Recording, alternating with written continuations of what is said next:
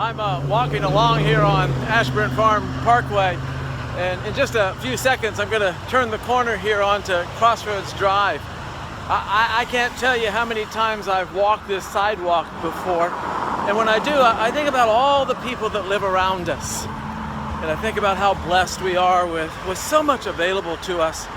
And yet at the same time, I realize that we all have our struggles. We all have what I call pre-existing conditions, things that are common to every one of us. And I want to talk about those pre-existing conditions in these next 3 weeks on Sunday morning, and then in the scripture and the sacred pauses, things we all struggle with, pre-existing conditions. This week we're going to talk about the pre-existing condition of shame. It's something that every one of us has, and yet at the same time, very few of us want to admit it, and yet we still have it. And so what I want to talk about is how God's grace helps us to deal with our shame.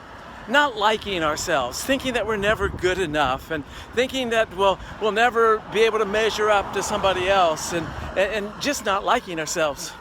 And yet God's grace reminds us that we are beautiful just for who we are.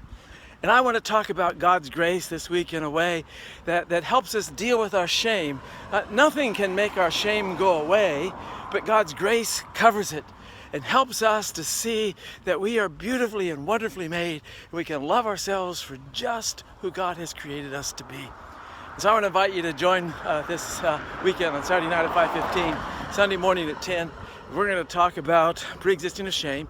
But it's all going to be in the context of God's grace that heals us. It gives us a new vision for ourselves and a vision for the world. So I'm looking forward to seeing you this Saturday night at 5:15 or this Sunday morning at 10.